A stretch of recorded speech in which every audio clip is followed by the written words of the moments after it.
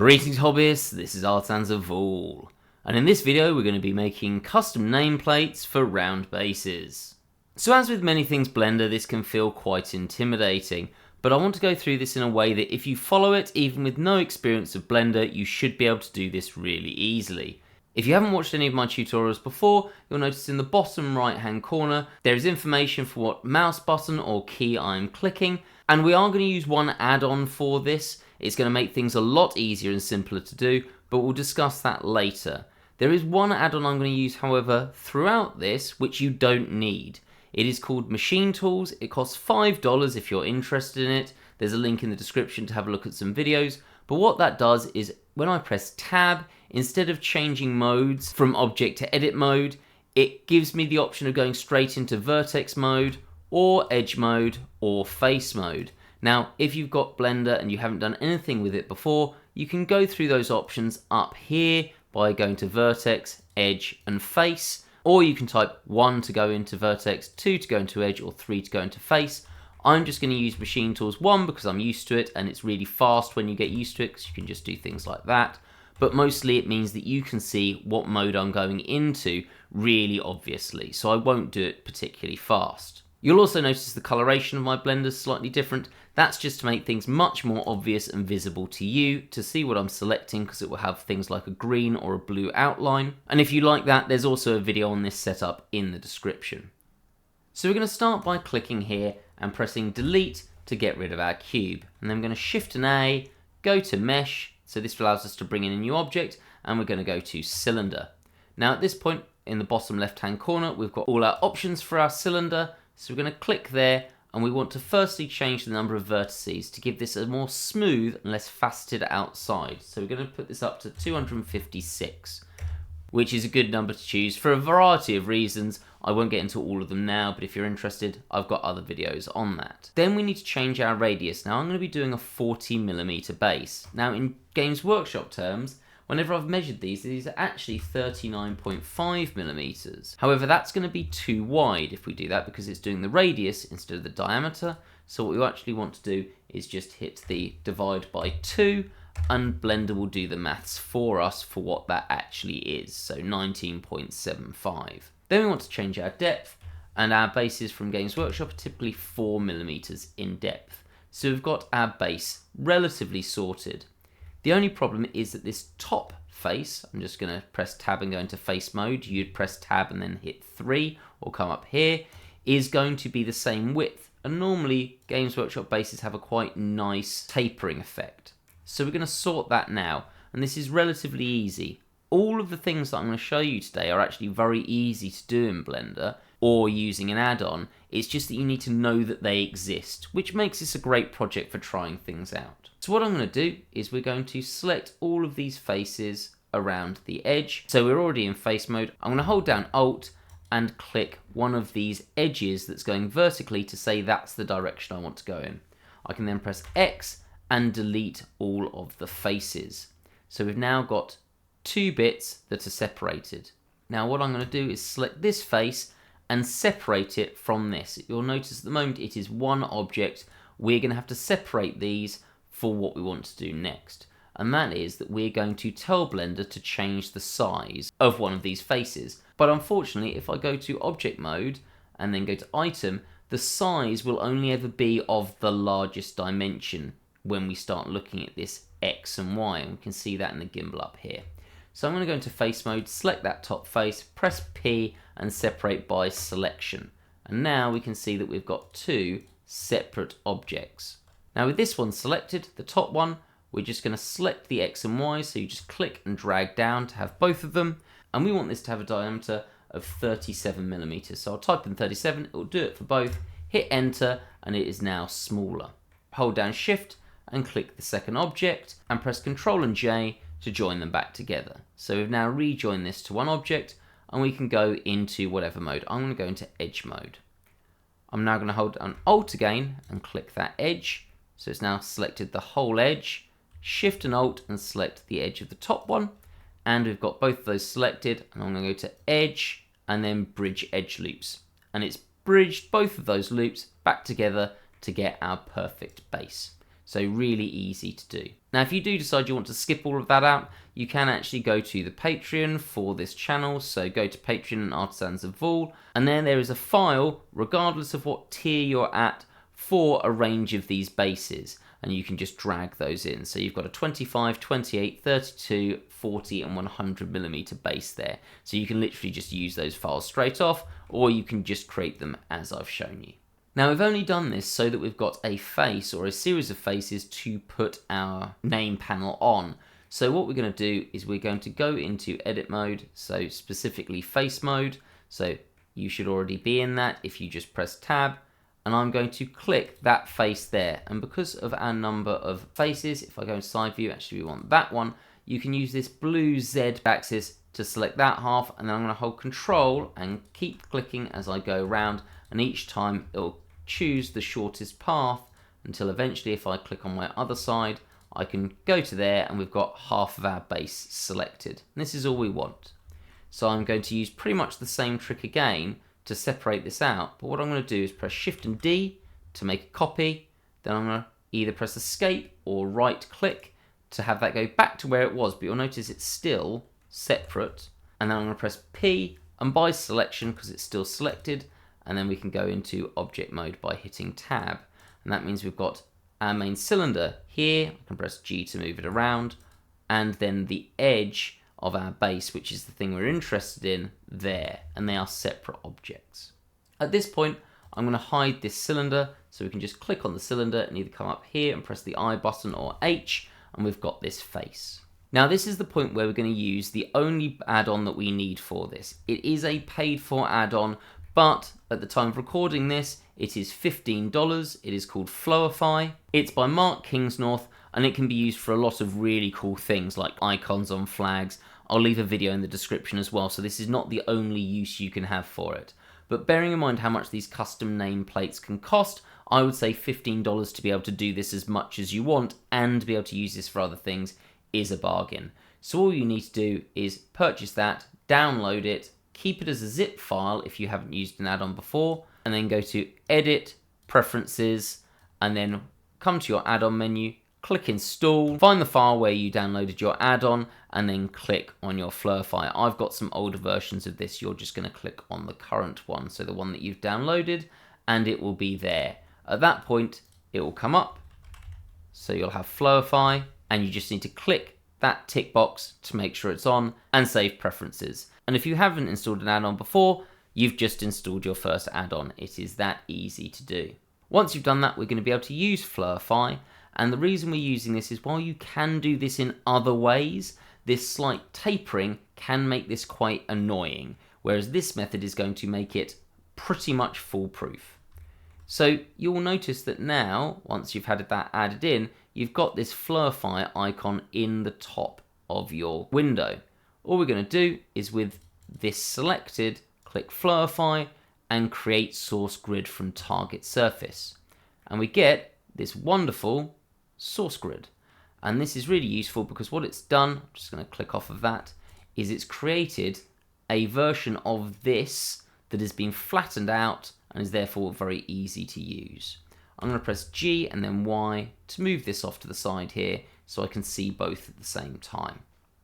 Then we want to create our panel. Now there's two ways of doing this. I'm going to go about doing the text first. So what I'm going to do is click on this object and we want the text to appear somewhere around here for simplicity's sake.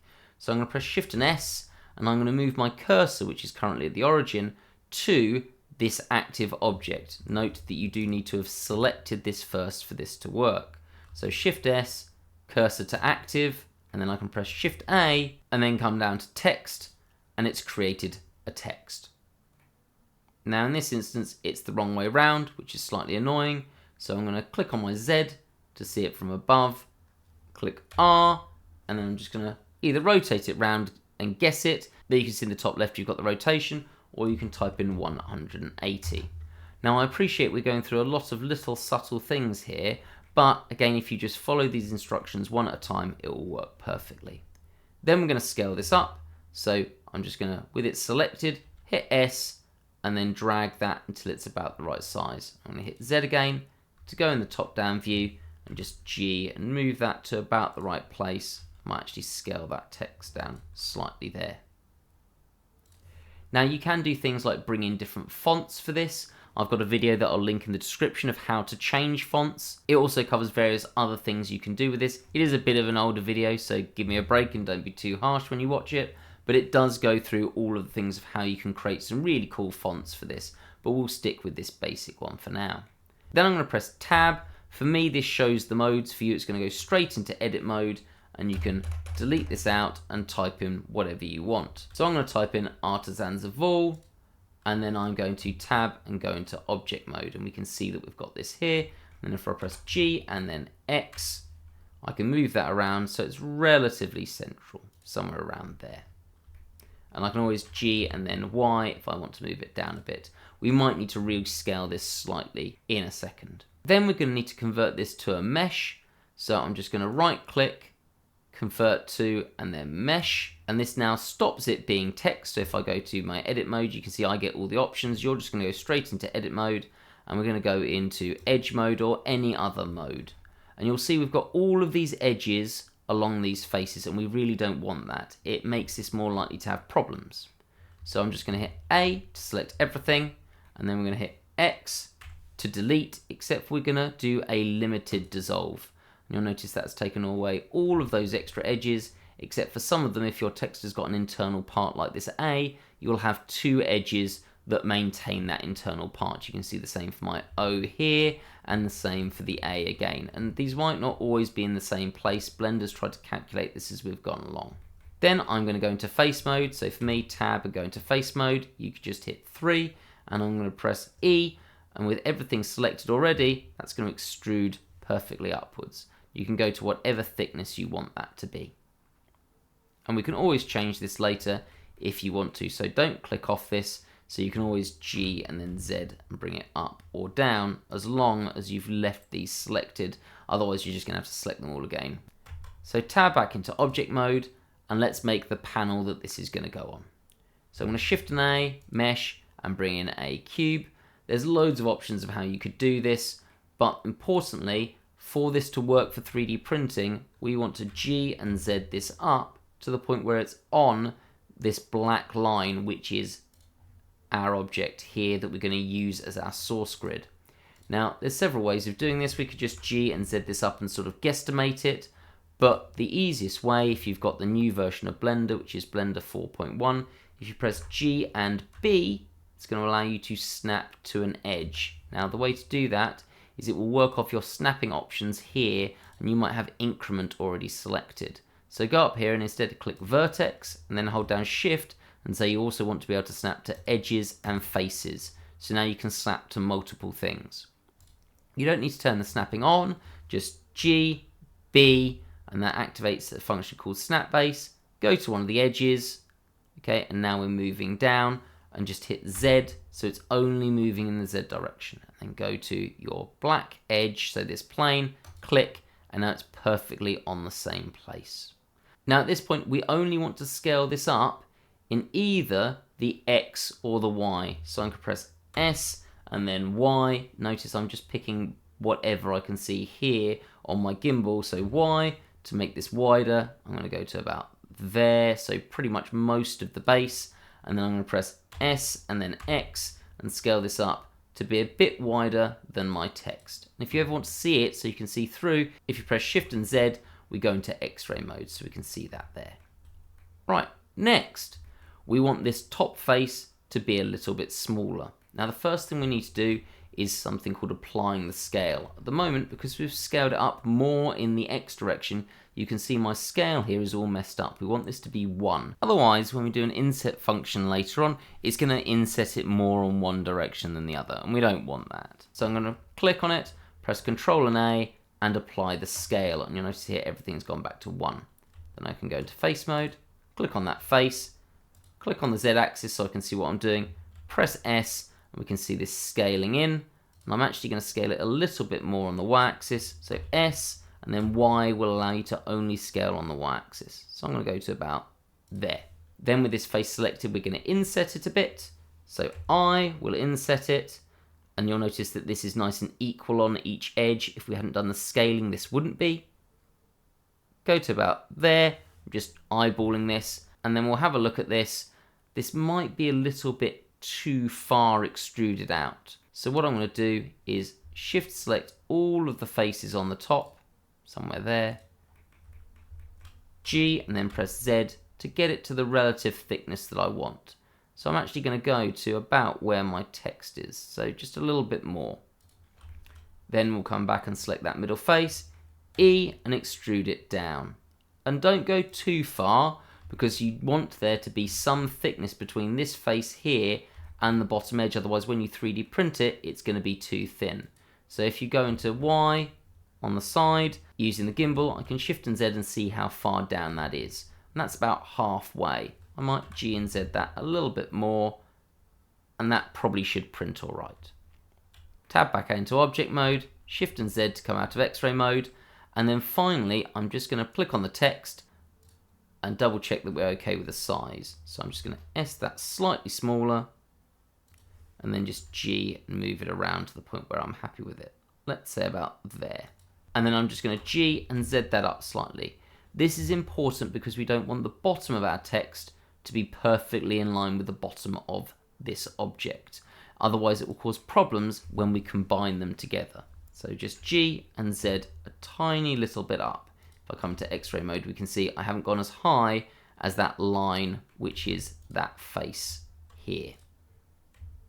At that point we can start booleaning these together. Now we can do this using an add-on that's native to Blender, but we'll do this the way that you traditionally do it without that add-on, just to make sure it's really clear. So I'm going to click on this object here, then I'm going to go to my modifier panel, which is the wrench. I'm going to click add modifier. You won't have this old option, it's something I've added. So we're going to click that, and I'm just going to type in boolean and then click boolean. I want a union boolean because I'm going to join them together. Click the pipette and then click on the text, and now this is going to have joined these together. So I'm going to come to my text here, press H to hide it, and we can see we've got this object with everything joined together. Finally, to confirm this, I'm just going to click here and then apply it. So now this is a permanent change. Now at this point, if you want to add anything to this, you can do. For example, you might decide that you want to change these edges slightly, so I could go into edge mode, select that edge and shift select any other edges that I want. So I want that inside one and the outside one. I'll do that over here as well. We could have done this before we added the text on if we wanted to, so we didn't have to do this at this point. That's entirely up to you. And then select that one, and I'm going to press Ctrl and B, and I can bevel that to somewhere there. If you get a rounded bevel, just move your mouse wheel up or down to go as far as you want. And what you want to do is make sure that these don't overlap. You'll see this horrible fighting if you do that. So as long as I do it less than that, I've got no problem here. So that will work out fine. And go back into object mode. Now at this point, we've got our panel and we're ready to put it on our edge of our base. Well, nearly.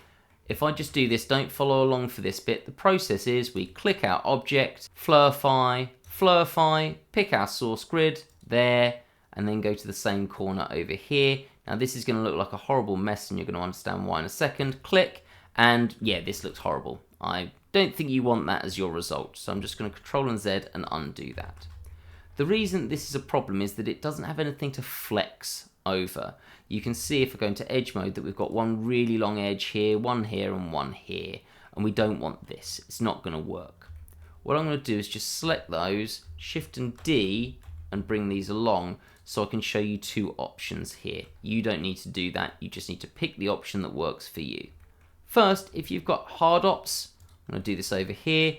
So hard ops is another paid for add-on. You do not need this. I'm going to show you a way to do it for free, but hard ops has so many functions. If you're interested in hard surface modeling, this is really worth having. I'd also buy it with something called Box Cutter. There's a link in the description, but if already this is getting a bit pricey for you at $15, I'm going to show you how to do this with no additional cost.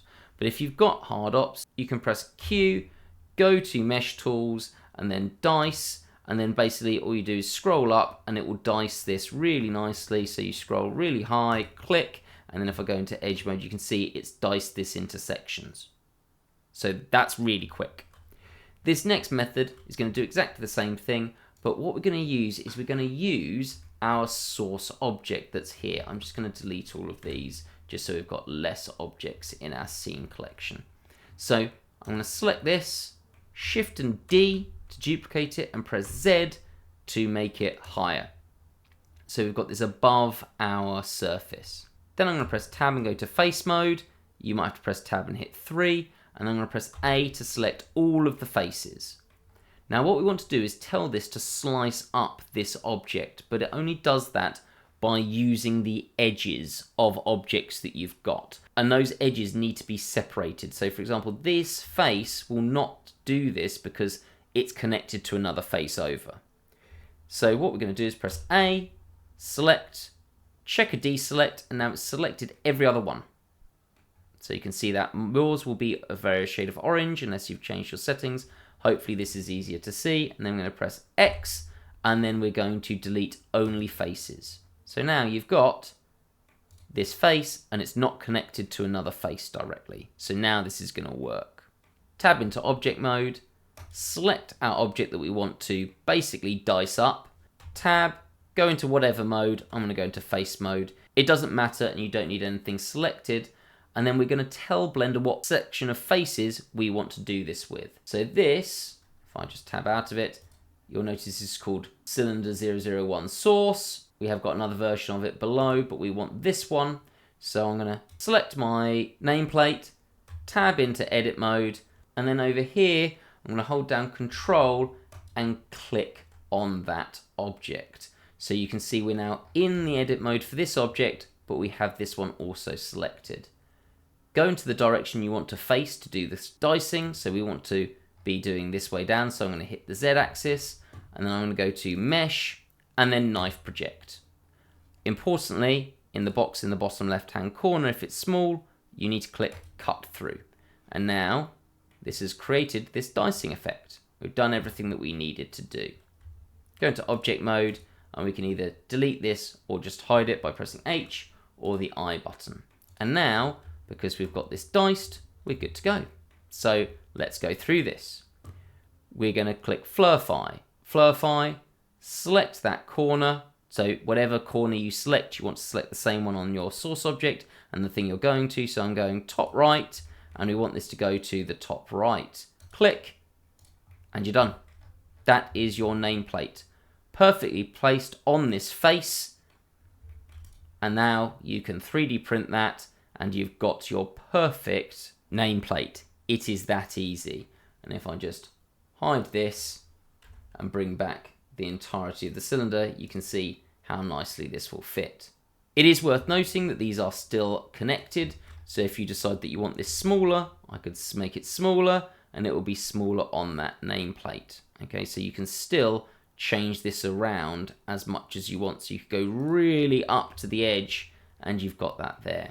Now, of course, you don't need to stick with as simple nameplates as that. You could do any sort of design you want, and this will flowify it really easily onto your bases. So whatever text you want, whatever style of font, I remember there is a link in the description of how you can bring different fonts into Blender. You can add them and create whatever nameplate you desire. Something a bit more traditional and rounded, like we've got over here, or we could go for something a little bit more interesting and potentially a bit chaotic. So that's how we can create some custom nameplates. You can create any design you want, and the wonder that is Flurify will make this almost instantly, giving you such an easy way of saving some money on these nameplates. Hopefully that's given you some confidence to try some things out in Blender if you haven't before. I do appreciate that went through a lot of different techniques to get to that end result. Hopefully that was explained clearly enough for everyone to be able to follow it. And you can always rewatch the video if you need to. If anything comes up, always feel free to put some questions in the comments section.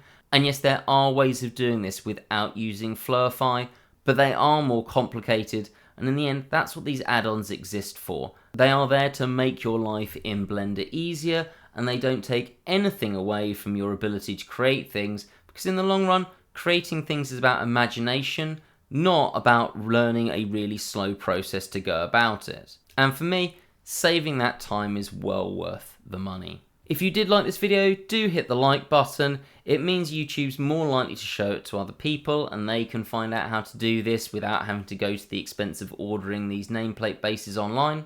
If you'd like to support the channel further and you do want to do this, there's a link for Flowify in the description as well. It's an affiliate link, which means it's going to cost you no more to buy this add-on, but it is going to give a little bit of money towards the channel because you got the purchase from watching this video.